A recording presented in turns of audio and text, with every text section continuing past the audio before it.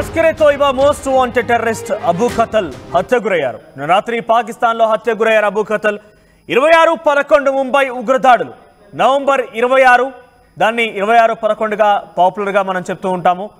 November 26 Mumbai ఉగ్రదాడులకు సంబంధించి సూత్రధారి అయినటువంటి హఫీజ్ సయద్కు ఈ అబూ ఖతల్ ప్రధాన అనుచరుడట. మీరు చూస్తున్న ఆర్టీవీ స్క్రీన్ పైన మొదటి బాక్స్లో మీకు కనబడుతున్నటువంటి ఆ సర్కిల్ వేసిన వ్యక్తే అబూ ఖతల్. ఇక్కడ పక్కన కనబడుతున్న వ్యక్తి హఫీజ్ సయద్. నవంబర్ 26 సంబంధించినటువంటి ఆ హత్య, ఆ మరణకాండకు సంబంధించి, ఆ బాంబు ఉగ్రదాడులకు సంబంధించి దాంట్లో కీలక పాత్రధారైనటువంటి హఫీజ్ సయద్ ముఖ్య అనుచరుడే అబూ ఖతల్. నిన్న అబూ ఖతల్ దారుణ హత్య గురైనట్టు తెలుస్తోంది. హఫీజ్ సయద్కు ముఖ్య అనుచరుడైనటువంటి అబూ ఖతల్. అయితే హఫీజ్ ఆదేశాలతోనే జమ్మూ కాశ్మీర్లో మైనార్టీలు, భద్రతా బలగాలపైన కూడా ఈ అబూ ఖతల్ దాడికి పాల్పడ్డాడట. ఖతల్ పర్యవేక్షణలోనే జమ్మూ కాశ్మీర్లోని రియాసీ జిల్లాలోని భక్తులు వెళ్తున్నటువంటి బస్సు పైన దాడి చేసి సుమారుగా 9 మంది మరణానికి కారణమయ్యారు. అబూ ఖతల్ కోసం ఎప్పటి నుంచో ఇక్కడ వెతుకుతూ ఉన్నారు ఎన్ఐఏ ఏజెన్సీస్. ఇప్పుడు ఇది హత్యగా చూడాలా, లేదంటే ఇండియాకు సంబంధించిన కానీ ఎన్ఐఏకి సంబంధించినటువంటి ఒక అటాక్గా చూడాలనేది కొంత అనుమానం వ్యక్తమవుతుంది. ఏదేమైనా కూడా అబూ ఖతల్ మరణ వార్త ఒక్కసారిగా భారతదేశంలో కొంత సంతోషాన్ని కలిగిస్తోంది. ఏదేమైనా కూడా ఎందుకంటున్నా అంటే అనేక మరణాలకి, అనేక మంది దారుణాలకి కారణమైనటువంటి అబూ ఖతల్ మరణ వార్త డెఫినెట్గా ఒక గుడ్ న్యూస్ కానీ చెప్పాలి ఇండియన్స్కి. ఎస్, ఒకసారి మన డీటెయిల్స్లోకి వెళ్తే కనుక అబూ ఖతల్ నవంబర్ 2011, 2026 ఈ సంఘటనకు సంబంధించి ఆయన పాత్ర కూడా ఉన్నట్టుగా పెద్ద ఎత్తున చర్చ జరుగుతోంది. ముంబై దాడుల్లో ప్రధాన పాత్రధారి అయినటువంటి పాత్రధారి హఫీజ్ సయద్కు అతను ముఖ్య అనుచరుడిగా ఉన్నారు.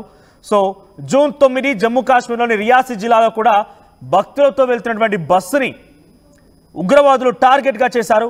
శివ్ కోడి ఆలయం నుంచి తిరిగి వస్తున్నటువంటి యాత్రికుల బస్సు పైన దాడి ఘటనలో కూడా అబూ ఖతల్ కీలక పాత్ర పోషించారు. ఈ దాడిలో పలువురు అమాయకులు ప్రాణాలు కోల్పోగా చాలా మంది తీవ్రంగా గాయపడ్డారు. ఇక 2023 జనవరి 1న జమ్మూ కాశ్మీర్లోని రాజౌరి జిల్లాలోను కూడా దంగారి గ్రామంలో జరిగిన ఉగ్రదాడికి కూడా అబూ ఖతలే ప్రధాన నిందితుడిగా ఉన్నారు. ఆయనే ప్రత్యేకంగా ఇక్కడ సూత్రధారి, పాత్రధారిగా ఉన్నట్టుగా జాతీయ దర్యాప్తు సంస్థ ఎన్ఐఏ నిర్ధారించింది. ఆ దాడిలో పౌరులను టార్గెట్ చేయడంతో పాటుగా మరుసటి రోజు జరిగినటువంటి ఐఈడి పేలులకు సంబంధించిన అంశంలో కూడా 2 చిన్నారులతో సహా 7 ప్రాణాలు కోల్పోయారు. ఇక ఎన్ఐఏ ఛార్జ్షీట్ ప్రకారంగా లష్కరే తోయిబాకు చెందినటువంటి 3 అగ్రశ్రేణి ఉగ్రవాదులు ఈ దాడికి ప్లాన్ చేశారని అంటున్నారు. కానీ ఏ దాడి ఎవరు చేయించారనేది మాత్రం ఇంకా తెలియాల్సి ఉంది. ఇటీవల అమెరికా, ఇరాక్ కలిసి ఐసిస్ తీవ్రవాదిని మట్టుబెట్టిన తర్వాత ఈ ఘటన చోటు చేసుకోవడం ప్రస్తుతం చర్చనీయాంశంగా మారింది. అతని మరణంతో లష్కరే తోయిబాకు గట్టి ఎదురుదెబ్బ తగిలిందని విశ్లేషకులు అంటున్నారు. ఇక ఎంతకాలం తప్పించుకున్నా ఎట్టకేలకి అబూ ఖతల్ మరణం భారత్కి పెద్ద విజయం అని చెప్పొచ్చు. ఇక భారత భద్రతా సంస్థలో ఎంతో కాలంగా అబూ నిర్వహించేటువంటి ఉగ్ర కార్యకలాపాలపై నిఘా పెట్టాయి. అతన్ని అదుపులోకి తీసుకునేందుకు శ్రమించాయి. భారత భద్రతా దళాలకు ముప్పు తెచ్చేలా నేరుగా ఉగ్రవాదులు నియమించుకొని మైనార్టీ సమాజాన్ని లక్ష్యంగా చేసుకునే విషయంలో అబూ ఖతల్ కీలక పాత్ర పోషించారు. ప్రస్తుతం అబూ ఖతల్ ఇన్నాళ్ళుగా తప్పించుకున్నా కూడా ఎట్టకేలకి పాపం పండింది.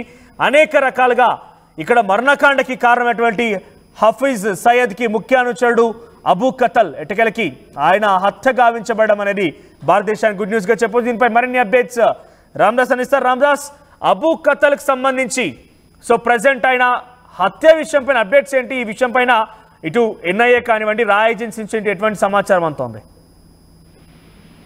మోస్ట్ వాంటెడ్ టెర్రరిస్ట్ అంటే లష్కరే తోయిబాకు చెందిన ఈ అబూ ఖతల్ సింఘీ పాకిస్తాన్ లో హత్యకు గురైనట్టుగా తెలుస్తోంది. పాకిస్తాన్ జీలం జిల్లా, ఇది జీలం నది పరిసర ప్రాంతాల్లో ఉంటుంది, పంజాబ్ ప్రావిన్స్ లో. సో ఉత్తర పంజాబ్, ఉత్తర పాకిస్తాన్ సంబంధించిన ప్రాంతం. ఆ ప్రాంతంలో హత్యకు గురైనట్టుగా తెలుస్తోంది. ఆయన గన్మెన్ తో, అంటే ఆయనతో పాటు ఒక గన్మెన్ కూడా ఉంటారని. సో వెళ్తున్నప్పుడు కాల్పులు జరిపినట్టుగా తెలుస్తుంది. సో ఆ కాల్పులో 2 చనిపోయినట్టుగా తెలుస్తుంది. ఇద్దరిలో హఫీజ్ సయీద్, అంటే ముంబై దాడుల సూత్రధారి హఫీజ్ సయీద్ ఉన్నట్టుగా కూడా అనుమానిస్తున్నారు. కానీ దీనికి సంబంధించి ఇప్పటివరకు ఎట్లాంటి నిర్ధారణ పాకిస్తాన్ వైపు నుంచి రాలేదు. కానీ ఆయన అనుచరుడు, ఆయన మేనల్లుడు అయినటువంటి ఈ అబూ ఖతల్ సింఘీ పాకిస్తాన్ లో హత్యకు గురైనట్టుగా చెప్తున్నారు. శనివారం రాత్రి జరిగింది ఘటన. 8 గంటల ప్రాంతంలో అబూ ఖతల్ చనిపోయినట్టుగా చెప్తున్నారు. మొత్తం మీద ఈయన మోస్ట్ వాంటెడ్ టెర్రరిస్ట్, అంటే మన ఎన్ఐఏ జాబితాలో ఉన్నాడు. సైన్యంతో సహా భద్రతా సంస్థలకు పెద్ద ముప్పుగా పరిణమించిన వ్యక్తి. లష్కర్ ఎ తోయిబా వ్యవస్థాపకుడైనటువంటి హఫీజ్ సయీద్ కు చాలా సన్నిహితుడు, మేనలుడు కూడా. 26/11 ముంబై దాడిలో ప్రధాన సూత్రధారైనటువంటి సయీద్ లో ఆయన ఐడియాలజీలో కూడా ఈయన పాలు పంచుకుందని చెప్తున్నారు. దాంతోపాటు ముంబైలో అనేక చోట్ల లష్కర్ ఎ తోయిబా ఉగ్రవాదులు కాల్పులు జరిపారు, బాంబు పేలుళ్లు జరిగాయి. ఈ భయంకరమైన దాడిలో అప్పుడు దాదాపు 160 మందికి పైగా చనిపోయిన సంగతి తెలిసింది. సో వీటన్నిటి వెనుక మాస్టర్ మైండ్ ఇతను కూడా ఉన్నారంటూ మన ఎన్ఐఏ భావిస్తుంది. అంతేకాదు ఈయన మీద రివార్డు కూడా ఉంది, దాదాపు 10 మిలియన్ల రివార్డు కూడా ఉన్నట్టుగా చెప్తున్నారు. అలాగే ఇండియాతో పాటు యుఎస్ కూడా ఇతను మోస్ట్ వాంటెడ్ టెర్రరిస్ట్ జాబితాలో చేర్చిన సంగతి తెలిసింది. సో మొత్తం మీద ప్రస్తుతానికైనా హతమైనట్టుగా చెప్తున్నారు. ఇతను ఒక్కటే కాదు, మీరు ఇందాక ఒక మాట అన్నారు, రా హస్తం ఉందా అంటే చెప్పలేం, అంటే మనం దాన్ని ఖచ్చితంగా నిర్ధారించలేం. కానీ పాకిస్తాన్ లో భారత వ్యతిరేక కార్యకలాపాలకు పాల్పడ్డ వ్యక్తులంతా కూడా ఇటీవలి కాలంలో చాలా అనుమానాస్పదంగా మీరు చెప్తున్నారు. బషీర్ అహ్మద్ కావచ్చు, రియాజ్ అహ్మద్, ఇట్లాంటి వాళ్ళంతా కూడా టాప్ మోస్ట్ అల్ ఖైదా టెర్రరిస్టులు. వీళ్ళంతా కూడా ఇటీవలి కాలంలో చాలా అనుమానాస్పదంగా చనిపోతున్న పరిస్థితి. దాంతోపాటు ఇప్పుడు ఈ కతల్ కూడా, అబూ కతల్ కూడా చనిపోవడం ఒక రకంగా సంచలనం అని చెప్పాలి. ఈయన హత్య గావించబడ్డాడు, ఇన్ని కాల్చి చంపినట్టుగా తెలుస్తోంది. సో మొత్తం మీద ఈయన చాలా కేసులు ఉన్నాయి. అంటే 2023లో జమ్మూ కాశ్మీర్ లో రాజౌరి జిల్లాలో జరిగిన ఉగ్రదాడికి సంబంధించి ఎన్ఐఏ 5 వ్యక్తులపై ఛార్జ్ షీట్ చేసింది. అందులో ఈయన మోస్ట్ వాంటెడ్ టెర్రరిస్ట్ గా చెప్తున్నారు. ఇక దాంతో పాటు చాలా ప్రాంతాల్లో, ముఖ్యంగా ఇండియాలో ఎక్కడైనా ఉద్రిక్తలు చోటు చేసుకున్నాయి, అది ముఖ్యంగా కాశ్మీర్ లో చోటు చేసుకున్నాయంటే దానికి అబూ కతల్ మాస్టర్ మైండ్ గా ఉంటున్నాడంటూ ఎన్ఐఏ భావిస్తుంది, మన భద్రతా బలగాలు కూడా భావిస్తున్నాయి. అలాగే జమ్మూ కాశ్మీర్ లోని రియాజ్ జిల్లాలో ఈ యొక్క శివఖోరి గుడి నుంచి తిరిగి వస్తున్న యాత్రికులపై కూడా దాడి కేసులు కీలక పాత్ర అని చెప్తున్నారు. అలాగే ఈయన నాయకత్వంలోనే చాలా లష్కర్ ఎ తోయిబా ఆపరేషన్ చేపట్టింది జమ్మూ కాశ్మీర్ లో. ఈ ఏదైతే అలజడులు రేగుతున్నాయో వాటికి ముఖ్య కారకుడుగా కూడా చెప్తున్నారు. సో మొత్తం మీద అయితే పెద్ద ఎత్తున కాశ్మీర్ లో దాడులకు తెగబడ్డ నేపథ్యం అయితే అబూ కతల్కు ఉంది. ప్రస్తుతం అబూ కతల్ని అయితే హతమార్చినట్టుగా తెలుస్తుంది.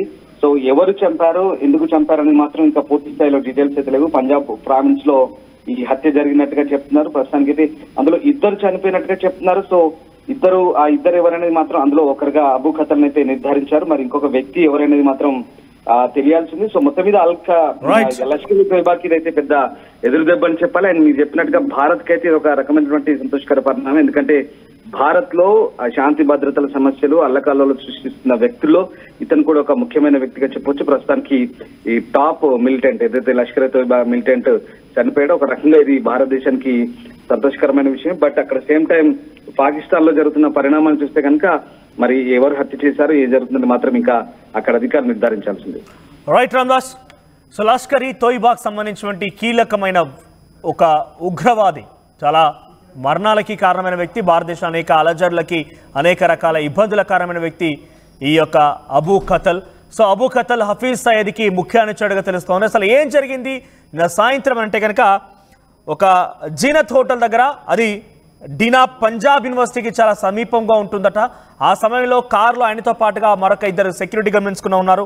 సో ఒక్కసారిగా అక్కడికి వచ్చినటువంటి మరొక పక్కనే కారు ఆగిపోయి ఒక 10 మంది ఆ కారులో ప్రయాణిస్తున్నారట. సుమారుగా ఒకేసారి 15 రౌండ్ల కాల్పులు జరిపి అబూ కతల్ని హతమార్చారు. అయితే దీని వెనుక ఎవరున్నారని ఇంకా కొంత తెలియాల్సి ఉంది. కానీ ఏదేమైనా కూడా ఈ అబూ కతల్ మరణ వార్త భారతదేశంలో అనేక రకాలుగా సంతోషకరమైన వార్తగా మనం చూడాలి. అనేక విజయం సాధించి చెప్పొచ్చు. ఎందుకని అంటుందా అంటే అనేక మరణాలు, 1 కాదు 2 కాదు, ముంబైకి సంబంధించి బాంబు దాడుల నుంచి మొదలుకుంటే జమ్మూ కాశ్మీర్లో అనేక రకాలుగా బాంబు దాడులకన్నింటికి కూడా ఈ అబూ కతలే కారణమయ్యారు. అబూ కతల్ ఇప్పుడు మరణించడంతో భారతదేశ వ్యాప్తంగా కొంత విజయం సాధించినట్టుగానే ఉంది.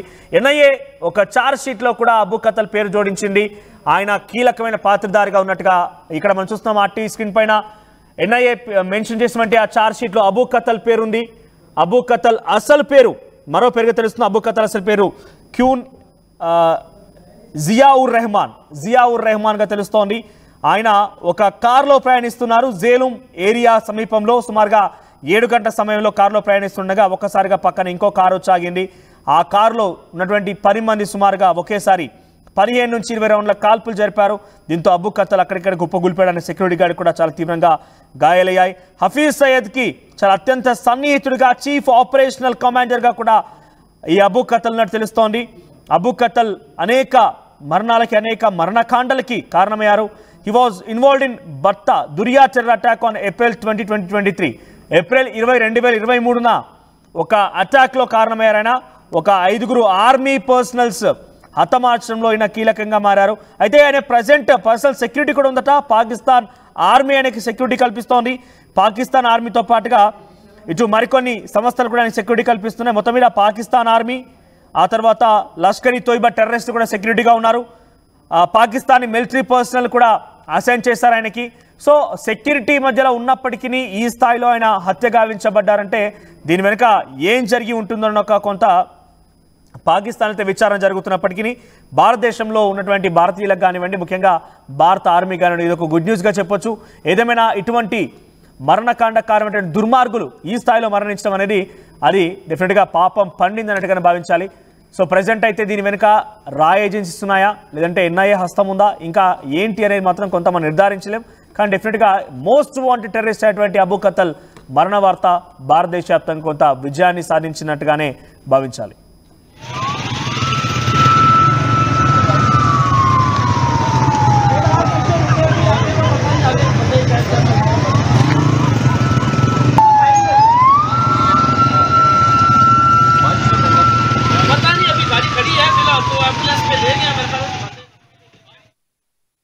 ఆర్టీవీ యాప్ వార్తల్ని క్షణాల్లో చదివే అవకాశం ఉంటుంది. ఒక న్యూస్ పేపర్, ఒక టెలివిజన్ ఛానల్ మీ చేతుల్లో ఎప్పుడూ ఉంటుంది.